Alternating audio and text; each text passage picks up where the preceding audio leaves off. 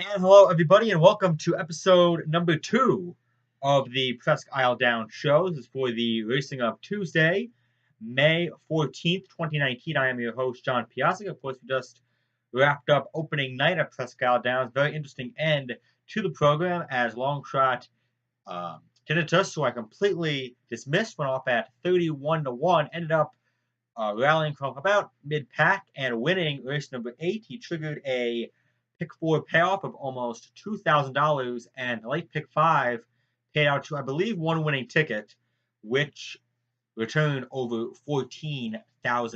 If you had it, you're a much better handicapper than I am, as I breezily dismissed him in my written analysis on Daily Gallop.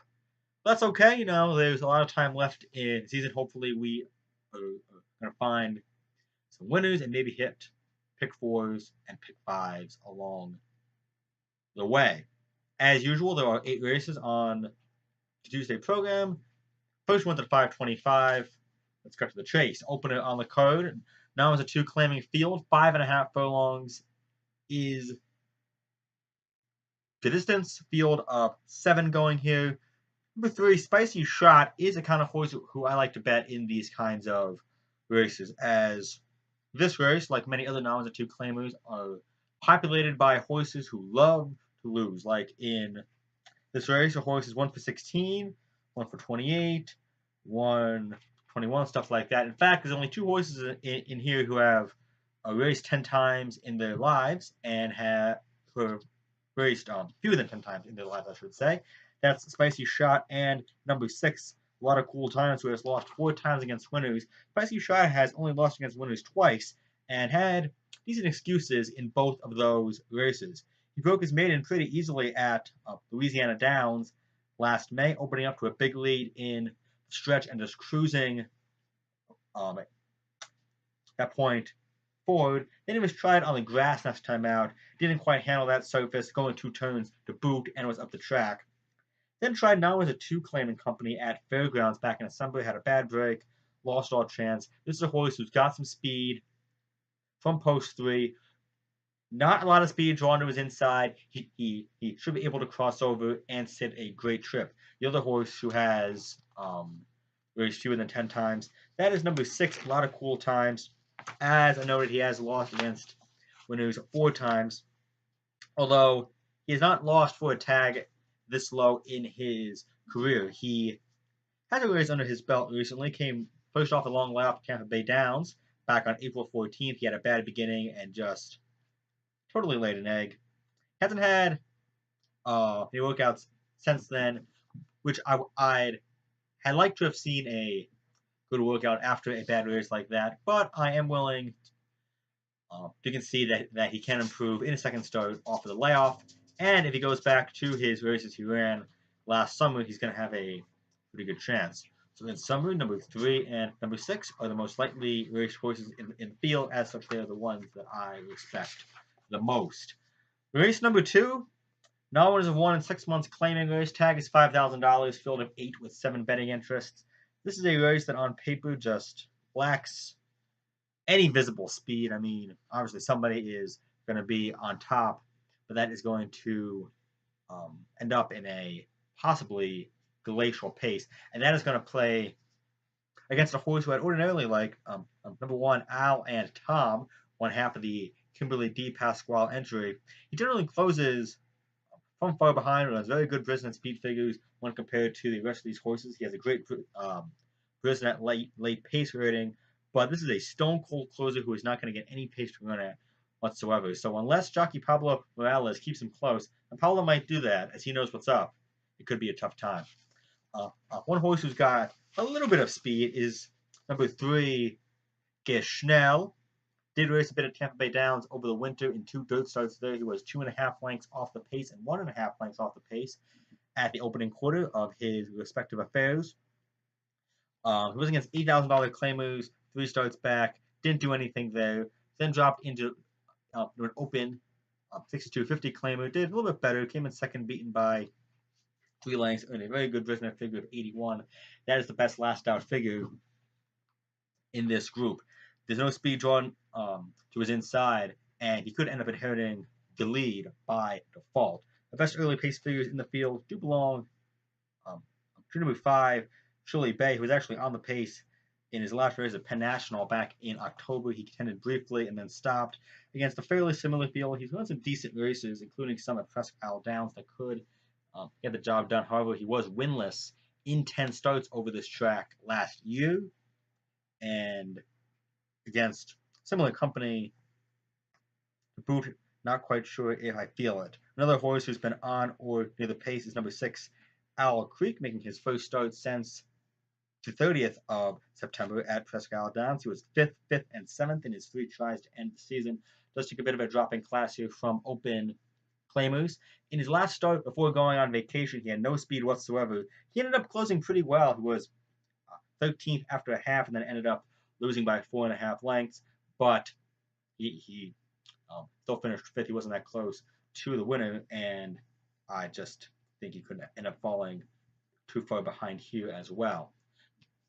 Best overall speed figures in this group belong to number 4, Captain Saponis, an 11-year-old veteran for Gerald Brooks. Antonio Guerrero picks up the mount. He last raced back in November at Woodbine against open claimers up there. Didn't do much. Had a field day against conditioned horses here. Last year, he always stalked the pace, and if he didn't win, at least he came close. So he was definitely a grinding type. Took a little bit to get his best out of him. However, him and Antonio did have good chemistry. They teamed up for a lot of wins at the meet last year, and he's got a pretty big shot if Antonio keeps him on the pace. In fact, it would not surprise me if Antonio had him on the early lead. Another Canadian invader is number 7, Crown Prince. First start for the Roy Barron barn. He was last seen at Woodbine back in December. He also pretty steadily runs figures in the upper 70s, low 80s range. He was very dull in his last start, at least visually dull, while racing wide the whole way. He will be in post 8 going a mile and 70 yards. Nathan Vickers is avoid him here. His best bet might be to just kind of back him off a little bit, save as much ground as he can, and then try to get the job done from there.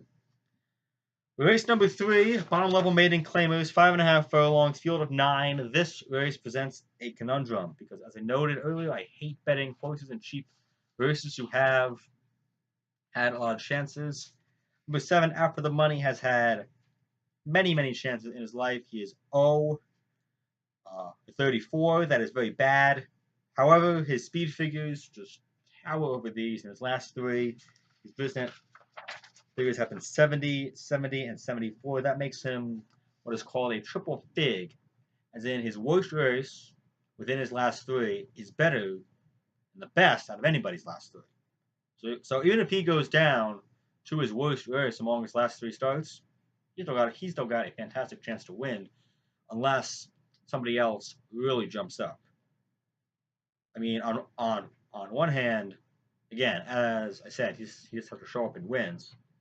On the other hand, 0-34. He's had many, many chances. He always loses. Last year, he raced 13 times. He never won, obviously. Came in second 4 times and third once. That is a sign of a horse who likes to race well and pick up checks, but for whatever reason, they hate being in front. Twice he went a mile and 70 yards, opened up big leads in both of those races, and then ended up giving way. Maybe if Nathan Vickers sends him to the top here, he might forget to stop and go on to win. You know, I want to like this. I want to like this horse a lot, but hard to endorse an 0-34 horse. So if you want an alternative to him, I'll give you Maximum Factor. Number 3, lightly raced horse, showed speed while debuting at 4.5 furlongs at Louisiana Downs last August. Ended up fading there. Tried the turf a few times. Didn't really take to it. He's got early speed. The horse is drawn to his inside. I don't even know if they have 4 legs or not, so he could get to the front and then try to keep going. I will pick After the Money on top in both my Daily Gallop and Stable Duel picks. I don't really want to, but this build is just so weak that he could. This could finally be the day. He may finally have caught a field that he can beat, and if he wins this one, he might as well enjoy the moment. I don't know if he's going to find another field like this. Race number 4, $25,000 maiden claimers, a better maiden claiming group. I would estimate by about 4 or 5 lengths. This one's going 5.5 furlongs. Field of 8 lining up here. Interesting horse in the Linda Racebone, making his first start on a synthetic track. That's number 1. No Way Never. Originally in the Wesley Ward Barn, debuted at Belmont Park last July in a 6 furlong turf race. He was well bet there, raced wide, didn't do too much. Wesley gave him a bit of time off and then dropped him in for a tag at Gulfstream Park where he was picked up. Didn't do much there, going 5 furlongs. Then tried a route, showed speed, and couldn't go a mile and a 16th and gives way. Now Linda drops him in, cuts him back in distance, which I think is a benefit, as he showed he can um, um, stretch out his speed for a little bit, but not for a while. He'd be up against there. His turf speed figures, at least among races he finished, are quite good. He earned a 72 in both of those starts, which, if translates over to the synthetic, that would be enough to win. He's got the best average early, middle, and late pace figures along this group. He's coming off a bit of a layoff. He has not been seen since March 7th. However, in a race where half the field is coming in off an extended layoff, that should not be too much of an impediment. Number 3, Acrobat, is another lightly raced horse coming in with the Angel Stanley and David Markgraf combo. They upset the 8th race on Monday night at a big price. This one debuted at Churchill Downs last year and absolutely nothing. Went over to the turf at Indiana Grand, almost wired a maiden claiming group there at 13-1. Has not been seen since. Has had some great workouts, including a sharp 4 furlong drill in 47 1/5 seconds back on May 9th. He could be rounding into form at the right time.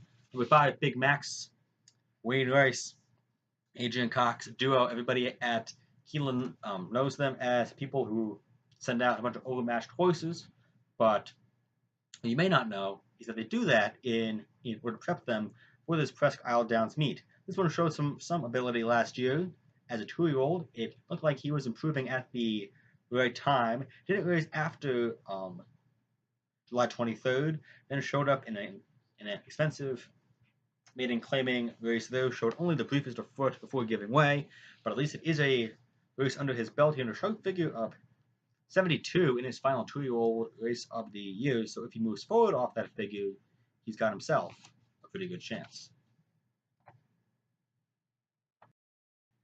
Race 5 on the card, it begins. Late pick 4, as noted at the top of the show.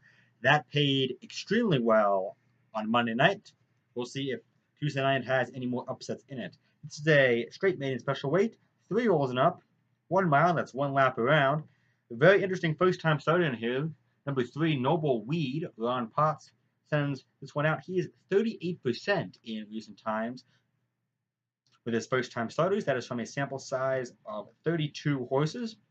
He's had some good workouts at Tampa Bay Downs. He's been on the work tab there pretty steadily since March, including a sharp bullet drill there on April 20th, going 5 furlongs in 101 2. Then went in 101 1 at the same distance most recently over this track back on May 7th. But as we saw last night, Linda Rice had a very interesting first-time starter in a straight maiden. Horse is fairly well backed, and he did absolutely nothing. So it kind of proves something I say a lot, which is unless the field is really bad, as we saw in the third race on Monday night, in which a first-time starter won against a bunch of horses who were not that good, always lean toward horses who have experience. But there is a horse in here who has experience, who looks pretty good on paper. That's number 8, Malibu in Motion. Graham Motion and Pablo Morales team up on this one. He teamed up on a maiden last night as well. That one came in second after Pablo gave what I thought was a bit of an overconfident ride, but that's water under the bridge now. He closed well in his debut at Laurel Park back on January 19th at a time in which horses were not closing at Laurel. Almost every winner was on or near the pace, but he made up a good amount of ground there and came in second behind Red Gum, who came back to win his next start. Trevor McCarthy was aboard him. He's the best jockey in Maryland. Now he gets one of the best jockeys up here in Pablo. He's had some good workouts at Fair Hill, including a good 4 furlong drill back on May 4th. Stretches out a little bit in distance. However, I am confident that the 1 mile should be too much of a change from 7 furlongs. Another horse in here who's lightly raced, looks pretty good. Number 5, Sunday Scaries. He was extremely wide in his debut at Keeneland against much better maiden horses back on April 13th. Ended up finishing a totally non-factoring 8th in that spot. His percent figure though was decent, a 68. In fact, just to show the quality difference, that 68 obviously he was a total non-factor there. That is the second highest last out figure in this group by a pretty good margin, at least among horses who have been on dirt. He should save a little more ground here. Hopefully Scott Speed keeps him a little more forwardly placed.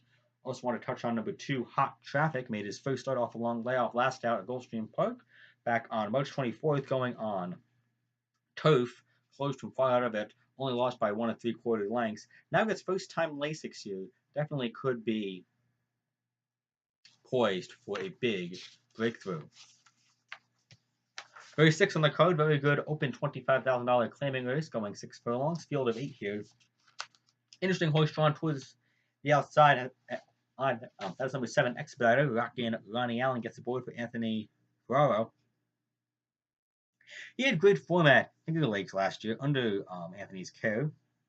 Earned 3 figures in a row in mid upper 80s and even won 2 New York allowance races, both times just going to the lead and running that field off their feet. Went to Michelle Nevin's barn in one race, went to the lead, or tried to go to the lead against Aqueduct's version of New York bred allowance horses, which are much better than those found at Finger Lakes. He couldn't handle it, and he just stopped on a dime. Has not been seen since then. He's got speed on the outside, but this is a tough field. In fact, this field is probably at least as tough, if not tougher, than those that he was seeing down, or that he saw, I should say, down at Aqueduct. The only key is, can he outrun those speed in the race? Primary speed appears to be number 6, Dr. Coy, drawn to his inside. This one ran some great races against similar company last year at Presque.